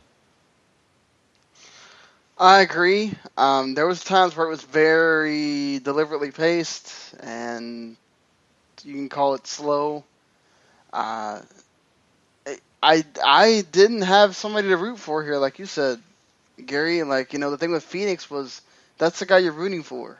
Against Mil Muertes, and it seems like the gimmick every time with Mil Muertes now, when he's in one of these big matches, somebody's going to take off his mask. And they do that again here. I mean, look, there wasn't as much destruction, like having him get flatlined on those coffins, which caved in very, very easily. Like, just it didn't seem as gruesome and all this stuff as the first one was. And you sort of, I think the difference was too, is you sort of know that Matanza's not going to lose here. Mm-hmm. The only cool thing was Katrina getting put in one of the caskets, and then at the end she's not there anymore. And then, of course, more intrigue with the whole, King Cuerno showed up at the end of that promo earlier, and then he shows up at the end there as one of the people taking Mil Muertes' casket. There's stuff there, but I don't know. Just, it's still a very good match. Just, I found myself with eyes wandering a lot during it instead of where I was glued the entire time with the other one. Mm-hmm. Yeah. So after the credits roll and all that fun stuff we mentioned happens, we see the Councilman Delgado hop into a limo. There's a mystery guy waiting for him. He gives this guy the money that Dario gave him and explains that he told Dario to prepare the temple for this mystery man's arrival. And he calls him my lord as we fade to black. So, intrigue. Ooh. Yep. Yeah. I can't wait. Can't wait to find out what that's all about. So, and we'll definitely find out soon enough. But yeah, that's Lucha Underground for you guys. Unless you guys have anything to say about that, I mean, I'm just looking forward to it. Yeah, that's going to be interesting, certainly. But before we move on to talking TNA, some breaking news in here. Talked about those Japan shows in Sumo Hall. The cards have come out for both shows. You can tell really easily which one is going to be the network special. A lot of rematches on it. But the July 1st show that we're not going to get to see, probably, has AJ versus Kevin Owens versus Roman Reigns in a triple threat. Usos, Vaudevillains, Gallus and Anderson, and New Day in a fatal four-way, you'd assume. Natalya against Charlotte, Becky Lynch against Asuka, John Cena and Jericho, Bray Wyatt and Shinsuke Nakamura, and Titus O'Neil against Baron Corbin. Thoughts? Sounds kind of meh, honestly. The undercard is kind of boring. Shinsuke and Bray could be very, very interesting. Just from those two have never fought each other. You know, what could we get from that? Becky and Asuka could be pretty good. Yeah, that's the one I'd be kind of really curious about. I'd love to see how, just AJ, Owens, and Reigns would work together in the ring with each other. So here's the July 2nd show, which you'll see by the time I get to the end of this why I think this is the one that's going to be on the network. AJ, Jericho, and Roman Reigns in a triple threat, it's your main event. Vaudevillains against New Day, Becky Lynch against Charlotte, Natalya against Asuka, John Cena against Kevin Owens, Bray Wyatt and Shinsuke again, Usos against Gallus and Anderson, and Ziggler against Baron Corbin. So. Sounds network bound. Yeah. It sounds like the matches we've been seeing. Exactly. So, Natty and Asuka, however, that's intriguing.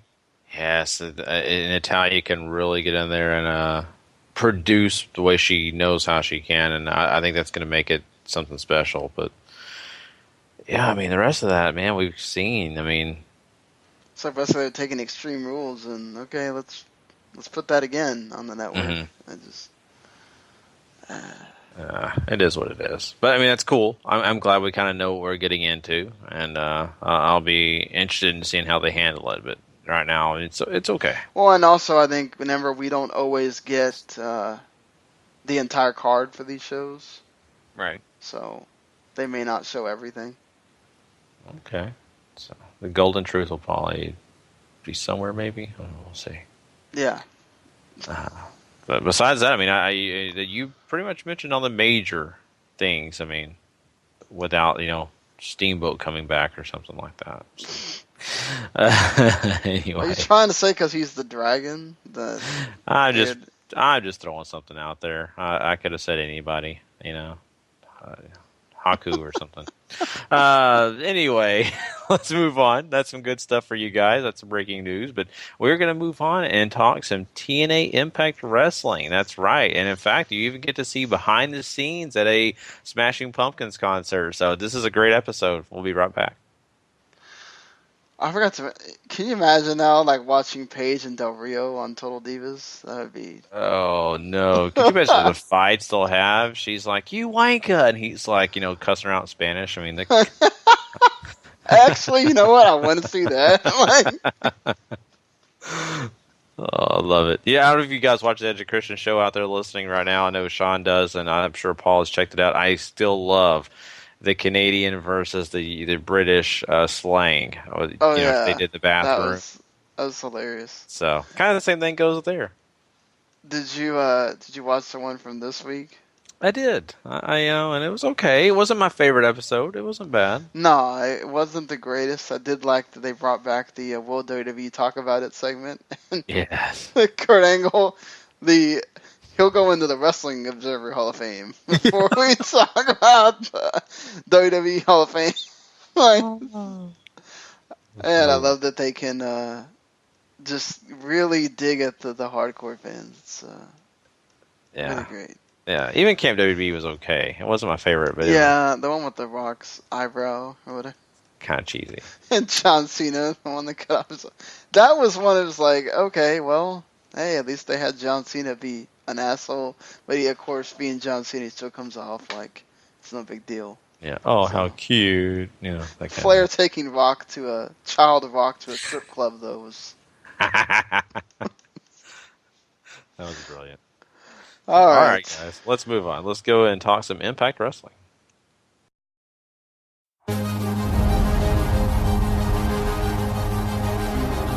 TNA Impact Wrestling.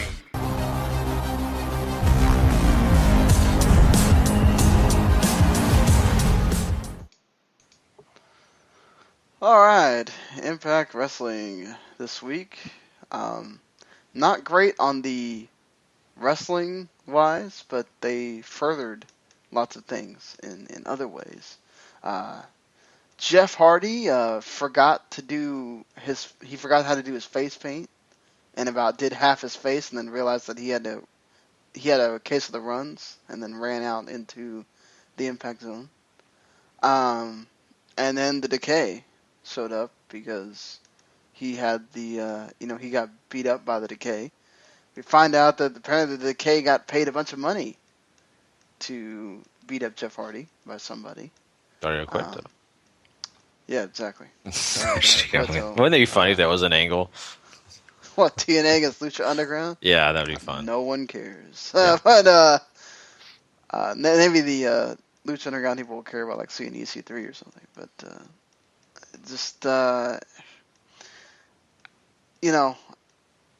I thought this was sort of okay. It sets up the match that happens afterward, the tag team title match with James Storm coming out because they Decay go and beat up Jeff Hardy some more. Then you get a Willow appearance. It's a fake Willow, obviously, because Jeff Hardy's in the ring right then. And the Decay retain their tag titles. So, and then later, Jeff Hardy beats the total piss out of about 3 different Willows. But then one of them comes in with a chair and knocks Jeff Hardy down. Damn, that's a lot of Willows to show up in 1/7. Seems like there's 3 Willows, 3 members of the Decay.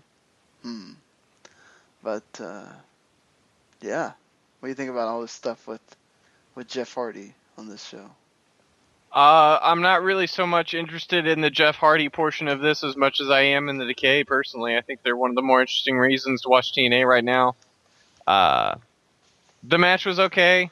Even for James Storm being involved, I didn't outright hate it, so there's something. Hey, we got James Storm's old theme song back, Gary, so...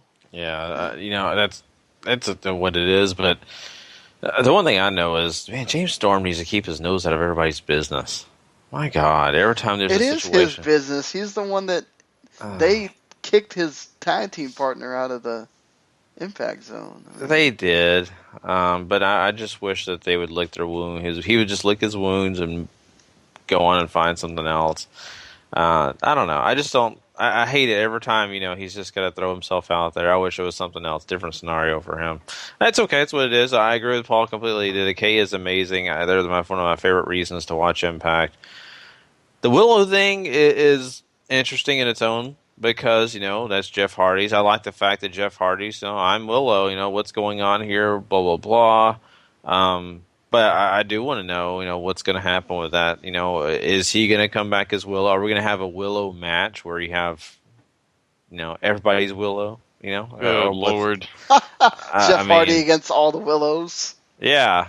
I don't know. Maybe Ultra Willow comes out. Oh, Jesus. We'll see.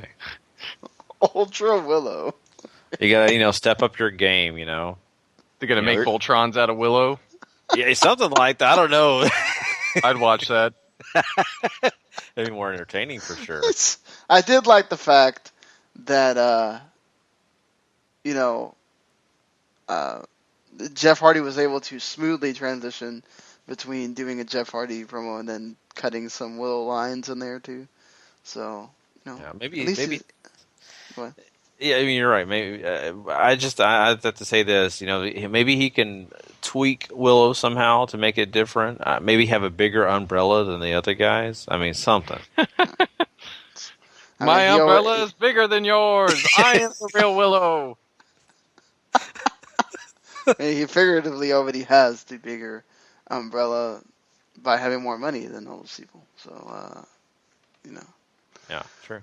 But, yeah. So, we get Drew Galloway calling out Lashley. And basically, Drew Galloway says that Lashley is now the number one contender, basically. And Lashley comes out and's like, "Oh, dude, you grew a set. Thank you for acknowledging that, whatever." But Galloway's like, "Oh, Lashley, you're a coward." And I thought this was probably one of the best Lashley promos I've ever heard. Perhaps maybe his best promo. He just totally did not give a crap. And was like, "Man, dude, if you mess with me, I will kick your ass. And then I will beat your ass in record time." And, he's like, "Hey, man, look, I'm a prize fighter. We're going to battle next week." And then he goes and tells Galloway how stupid it is that he wants to fight. It's like, dude, save your energy. You're the champion.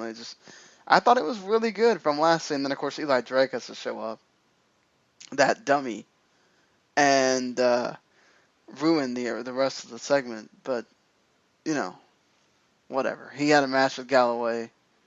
And then Galloway, because Eli Drake basically got Galloway to give him a title match. Good God. And he goes to try to hit Galloway with the King of the Mountain briefcase thing, and it gets taken away, and Galloway hits his 2 moves and he wins. Really should have just been a 1-minute squash, honestly, but whatever. What do you think? I think it all sort of works into character for both these guys. Drew is the defending champion against anybody and everybody who's going to come at him. He's willing to fight everybody. Whoops. Yeah, I don't know if Paul maybe having mic issues or something, but I'm with Drew Galloway is a guy that Oh, we lost him on Skype here. Maybe we can get him back in a second here. But Drew Galloway is a guy, he's a fighting champion. He's an upstanding guy in this whole scenario. We've seen everybody come at him, and he, of course, takes every fight in any fight.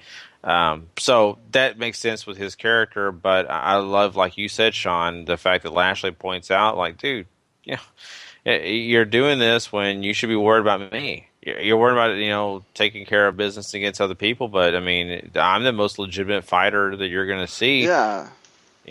So I think he makes a solid point there, and Lashley, playing a heel is just so good for him.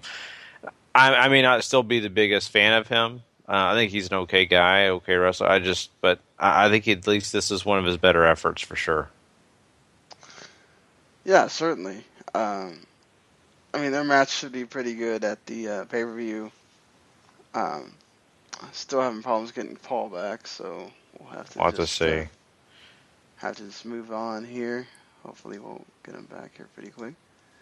But after that, we have another segment where EC3 calls out Mike Bennett, and he basically says he wants his rematch with Mike Bennett after he lost his this streak, and they have egos, which EC3 says is what sells wrestling, and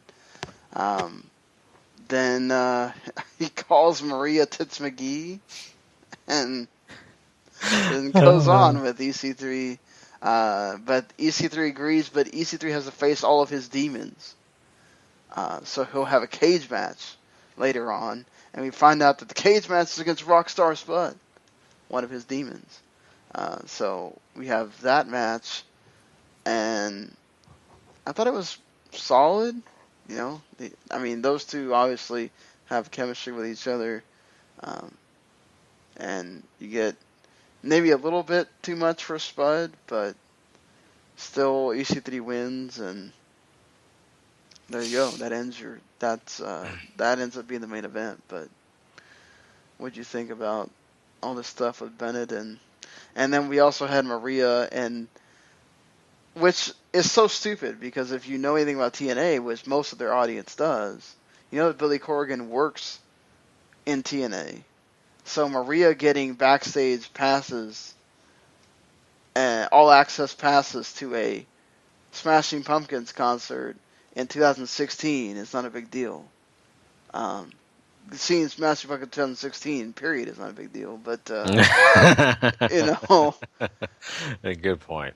Yeah, I loved them in the '90s. Trust me, I was a big fan. Still like their music, but maybe not the new stuff. I'm more of the the golden oldies of Pumpkins. Right. But saying all that, I agree with you. This is cheesy. It's corny. It's almost like, hey, we're just going to throw this in here. We're going to kiss Corrigan's butt a little bit here, let him feel like the Pumpkins are still relevant to some extent and that people are excited.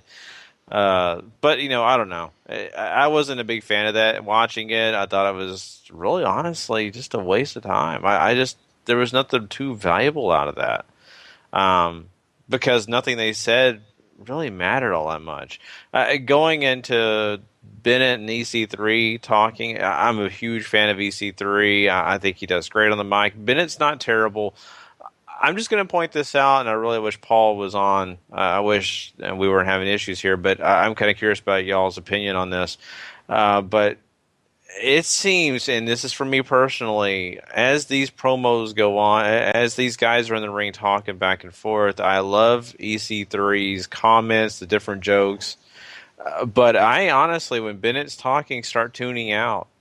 I do, and I feel bad for that. But lately, it has not impressed me, I guess. I don't know. But it's almost like white noise starts piping in as he keeps continuing to talk. That's a problem for me. But besides that, I got through it. We get EC3 in the main event against Rockstar Spud. Didn't have a problem with that. I like Rockstar Spud. Think those guys do a good job. EC3 wins. That's all you need to know. But, I think this is a good thing between Ben and EC3. I just think that they kind of go a little long when they're going in, on the mic at least.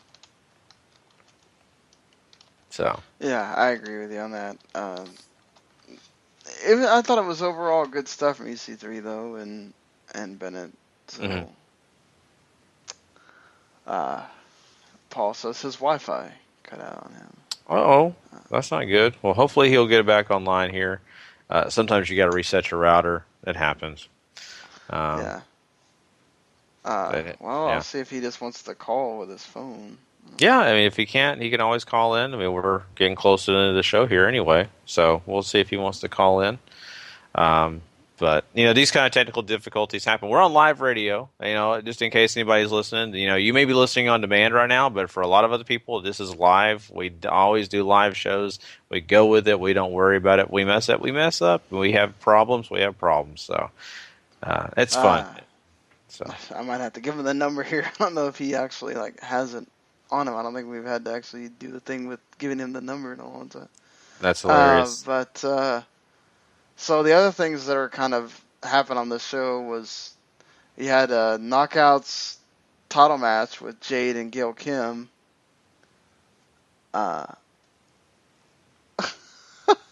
He's trying to pull up the number. That is awesome. I thought this was good for what it was. Sienna got involved, and then, basically the big bodyguard taking out everybody. It kind of sucked. I don't know why they couldn't just let the match end and then have her do that afterwards, but it is what it is, I guess. Yeah, that's really what it is, Sean. It is what it is. This was okay. But I'm just not thrilled with this Knockouts division right now. I'm just not, and I don't know. I mean, Jade's fine. She does whatever she can. I mean, she's not a bad wrestler. Not saying anything about that. I don't have enough invested in, I guess, in her character, who she is, to really be excited about her. Gail Kim is Gail Kim. I think she's a legend. But I'm not invested enough in this, and so nothing really that takes place in this either bums me out or gets me overly excited. I agree. I think Maria's doing good in her role here. Just, okay, we're going to send these two out. I get what they're doing here. They're trying to make Sienna be this bodyguard and have her, be the muscle for Maria and put you against her. I think they're accomplishing that. Just, again, it sucks because you want, with what WWE's doing with their division and what Lucha Underground's doing and all that stuff, you want them to actually have the matches. So I agree, and I think Sienna is doing fine. Nothing against her about that at all. She works fine with what she's doing in her role, but like I said, it's just the whole thing in general just doesn't have me invested. Well, understand, that's fair. So then we have the what's probably the not so great part of the show. Al Snow and Mahabali Shera having their match after Al Snow gets mad about the fact that, wrestlers don't understand respect and hard work anymore, and, that he's going to shut the door on guys like Mahabali Shera and Grado that we see later in the match be able to get shots in the business or whatever. So, what do you think? I thought the match was pretty bad. Yeah, there's not a whole lot to that either. But Mahabali Shera, however you say his name, I can never pronounce it. You said it right. You said it right, yeah. Okay, see, it's me mumbling, and that's why I said it right. So anyway, it sounds that way to me. That's not what the point of this to me is. It's about Al Snow and what he's trying to do here. He said he's the Donald Trump, right, of wrestling, and he's going to put up the walls and all that kind of stuff. And I think that's kind of comical as well. I like the story. I just wish it was other wrestlers facing Al Snow. I wish it was not, a guy that I just don't really get excited about. Maybe I should be, but I'm just not overly impressed. So, It's a nothing feud. It's a very boring feud. It's one I really wish they would get rid of on TV. Put somebody else in there, Paul. Put somebody else in there. Would you be hey, okay you know with? what? The X Division could use some time on TV. That might be helpful. See, I think the only one that works with Al Snow's gimmick, though, would be Tigre Uno. I just meant, just don't have Al Snow in there and have an X Division title feud going on. That also works. I'm just imagining. I would love it. Al Snow has a shirt that has, you see the walls. It says I'm putting up the walls for wrestling, and then Tigre Uno fights him on it. Oh God. Well, it makes sense. He did say in the promo he's gonna be like Trump. Mm-hmm. That's it. There you go. All right, that's instant feud right there. Go back to that storyline of he's feuding with Trump. Yeah, you saw how that worked. Yeah, that lasted a whole 2 weeks. So bad. Anyway, that's TNA for. Yeah, definitely. And guys, I thought about TNA a lot this week because I watched the movie on Netflix called Zombies. I don't know if anybody's seen Zombies yet. It's a zoo that actually has all the animals get infected by a virus, and they're animal zombies. But the reason I thought of TNA is because the lead actress in it, who was in charge of the entire zoo, kind of reminded me of Dixie Carter. And no matter what she did to make things better, it always failed. And I kind of felt like I just kept thinking Impact the whole time I watched the movie. So, weird. But anyway, go check that movie out, though. It's kind of oddly, badly good, terrible. So, Anyway, guys, well, we are going to move on out of here, and there is one left thing to do on the docket, and that is to crown a Superstar of the Week this week, and we'll be right back with that, guys.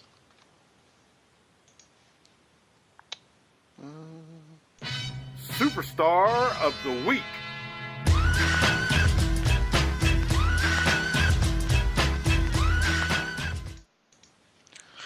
All right, so we got a list here, and we got our Superstars of this week, and of course, with 1 point this week, War Machine got on the list here, guys.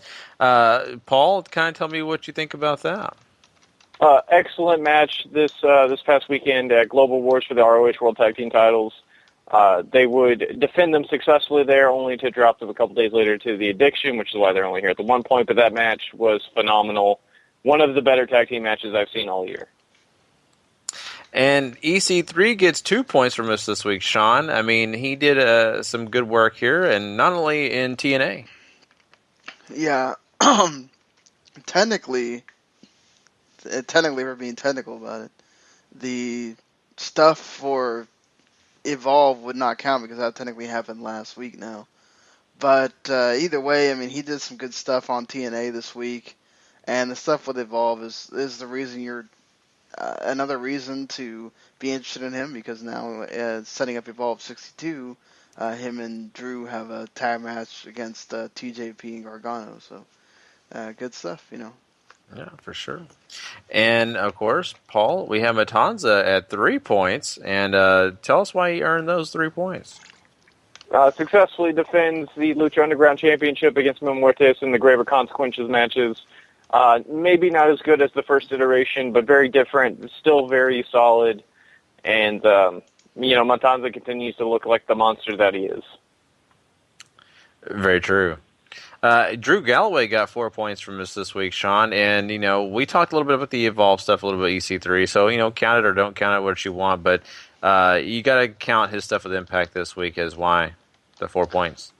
Yeah, exactly, because he defended his world title, and he had that good time with Lashley as well. And, of course, the guy that got 5 points from us, and he was actually a big star this week, and actually this weekend, is Bobby Fish. And, wow, first-time guy on our list of superstars in our point system here. So, Paul, kind of give us an idea of why we picked Bobby Fish, and this is kind of a surprise, first time. Yeah, it's first time on the list. It's a big win for him this past weekend against Tomohiro Ishii. He finally captures that elusive ROH World Television title that he's been hunting for seemingly almost a year. Couldn't get it from Lethal, couldn't get it from Strong, manages to finally get it against Ishii. Congratulations to Bobby Fish. This is one heck of a win. Definitely. And, if you have not checked out that Global War show, you need to go watch at least the Bobby Fish match. It was really great. War Machine had a great match, too, against the Briscoes. So those are a couple of matches that we really were thrilled about on that Global War show. That's why they got on our list this week. And Bobby Fish, that was the best story told for me personally in Global Wars.